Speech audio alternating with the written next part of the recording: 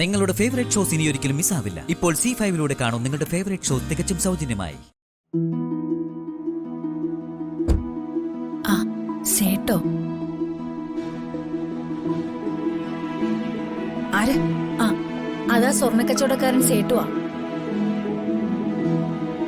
സ്വർണ്ണാഭരണങ്ങളുടെ പേരിലായിരുന്നല്ലോ എല്ലാവർക്കും പരാതി.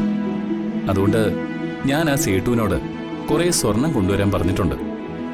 അയാൾ ഈ പഴയ സ്വർണം വാങ്ങി മറിച്ച് വിൽക്കുന്ന ആളാണല്ലോ. എല്ലാരും പെട്ടെന്ന് ആഹാരം കഴിച്ചിട്ട് വന്നാ നമുക്ക് നോക്കാം.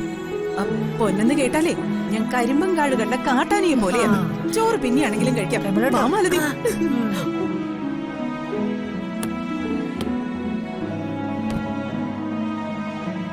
നമസ്തേ. നമസ്കാരം അമ്മേ. നമസ്കാരം. കുറെ നാളായല്ലോ സേട്ടുവിനെ കണ്ടിട്ട്. ഇപ്പൊ കടയില്ലല്ലോ അമ്മേ. ചെറിയതാണെങ്കിലും അതൊരു ജുവല്ലറി തന്നെയാ. പഴയ സ്വർണ്ണാഭരണങ്ങൾ അവിടെ കൊണ്ടുതരും. എവിടെ നോക്കട്ടെ.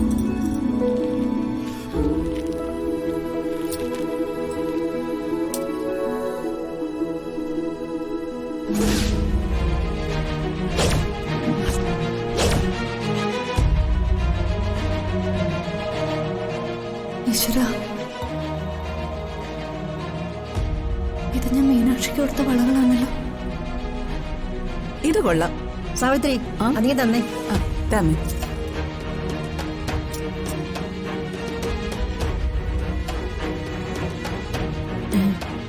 ഇത് നന്ദിനിക്ക് ഞാൻ കൊടുത്ത അതേ വളകളാണല്ലോ. നന്ദിനി, ഈ വളകൾ നിന്റെ തന്നെയാ, സംശയമില്ല. എന്തിനാ നീ ഇത് വിറ്റത്?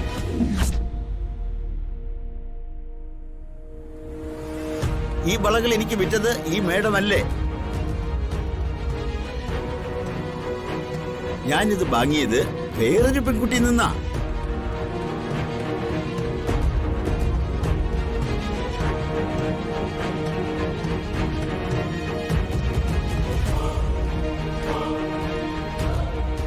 ദേ, ഈ പെൺകുട്ടിയാ എനിക്ക് വളകൾ തന്നത്.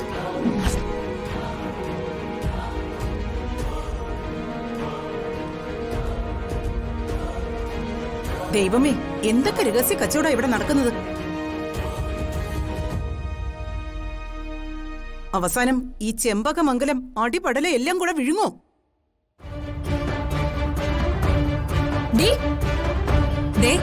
എടി പൊടിന്നൊക്കെ വിളിക്കാൻ ഞാൻ നിങ്ങളുടെ അടിമയൊന്നും അല്ല.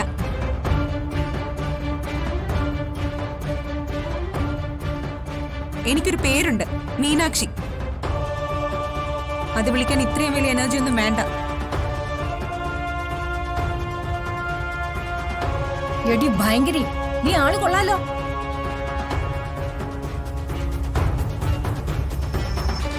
ഈ വളകൾ സേട്ടുവിന് വിറ്റത് നീയാണെന്ന് സേട്ടു പറഞ്ഞു. നേരാണോ? അതെ.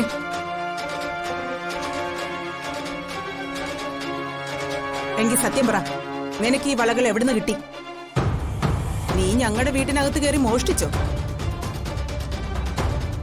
ഞാൻ ആരുടെ ഒന്നും മോഷ്ടിക്കാറില്ല. എനിക്ക് വളകള് ഇവൾക്ക് ഈ വളകൾ കൊടുത്തത് ഞാനാണ്.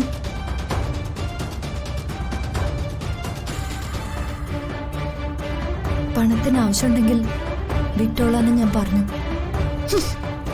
അപ്പോ ഇവളും തമ്മിൽ എന്തോ അഡ്ജസ്റ്റ്മെന്റ് ഉണ്ടമ്മേ. ഇങ്ങനെ പോയാൽ ഇവക്ക് കാശിന് ആവശ്യമുണ്ടെങ്കിൽ നീ നിന്റെ കയ്യിലുള്ളതെല്ലാം വിൽക്കുമല്ലോ. മാലകളും വളകളൊന്നും എനിക്ക് വേണ്ടമ്മേ. പാഴായ ഈ ജന്മത്തിന് ഇനി ആഭരണങ്ങൾ എന്തിനാ? ഇതിത്തിരി കൂടി പോകുന്നുണ്ട് നന്ദിനി. സഹിക്കാൻ വയ്യാഞ്ഞിട്ട് പറഞ്ഞു പോകുന്നതാ. വന്ന് എവിടുന്നോ വന്നൊരു പെണ്ണിന് വേണ്ടി നീ എന്തും ചെയ്യുമെന്നൊരു അവസ്ഥ ഇവിടെ വന്നിരിക്കുന്നു.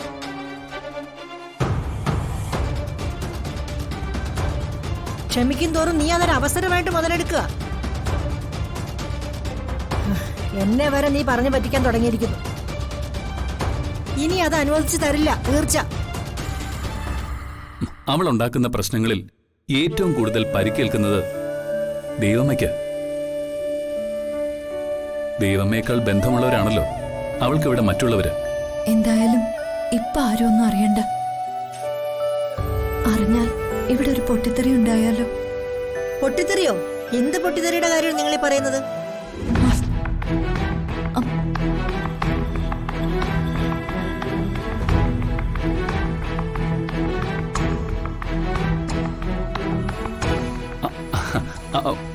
ചൂരൽ വടിവെട്ടി ആ മീനാക്ഷിക്കിട്ട് 2 പൊട്ടിക്കുന്ന കാര്യമാ ഞങ്ങൾ പറഞ്ഞുകൊണ്ടിരുന്നത്. ഓ അതാണോ? മോനെ കാർത്തി, എന്താ മുത്തശ്ശി? എനിക്ക് ജയില് വരെ ഒന്ന് പോണം.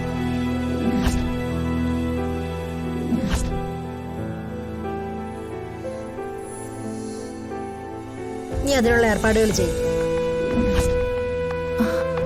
അല്ല എന്തിനാ അമ്മ അമ്മ ഇപ്പൊ ജയിലിലേക്ക് പോകുന്നത്? ആ മീനാക്ഷിയുടെ അച്ഛനെ എനിക്കൊന്ന് കാണണം.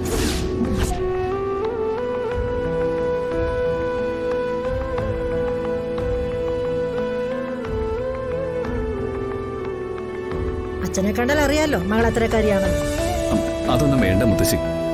ക്രിമിനൽസ് കിടക്കുന്ന ജയിലിലേക്കൊന്നും മുത്തശ്ശി പോണ്ട. അതിനവിടെ കിടക്കുന്നവരെല്ലാം ക്രിമിനൽസുകളല്ല.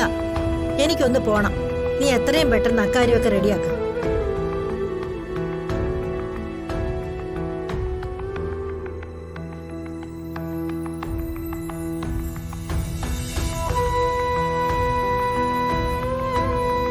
ഞാനൊരു കാര്യം ചോദിച്ചാൽ എന്റെ ദൈവം എന്നോട് നുണ പറയരുത്. എന്റെ മോനോട് ദൈവം നുണ പറയില്ല. ജയറാം അങ്കിൾ ദൈവമേ വിട്ടു പോകുമ്പോ ഞാനൊരു ചെറിയ കുട്ടിയായിരുന്നു. എന്തിനാ അങ്കിള് ദൈവമേ വിട്ടു പോയെന്ന് എനിക്കിപ്പോഴും മനസ്സിലായിട്ടില്ല. ഞാനിതുവരെ ദൈവമയോട് ചോദിക്കാത്ത കാര്യമാണ്. മാധുരി ആന്റിയോട് അങ്കിളിന് അത്രയ്ക്ക് സ്നേഹമുണ്ടായിരുന്നു. ദൈവമേക്കാൾ പ്രിയപ്പെട്ടവളായിരുന്നു അങ്കിളിന് മാധുരി ആന്റി. ഒരിക്കലും അല്ലായിരുന്നു. പിന്നെ പിന്നെ എന്താ ദൈവമേ സംഭവിച്ചത്? എന്താ ദൈവമേ ഉത്തരം മുട്ടിയതുപോലെ എന്നെ ഇങ്ങനെ നോക്കുന്നത്?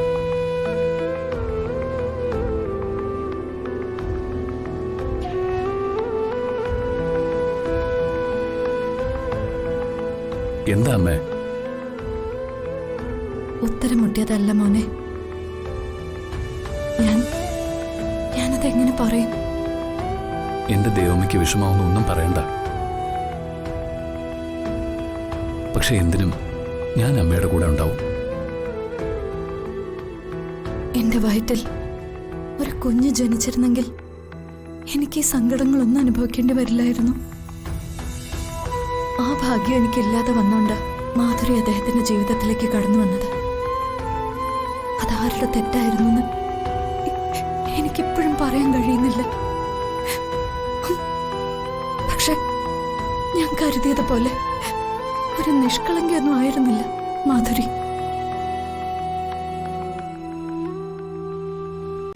ഡൗൺലോഡ് ചെയ്യൂ C5 ആപ്പ്. കാണൂ എല്ലാ എപ്പിസോഡുകളും സൗജന്യമായി.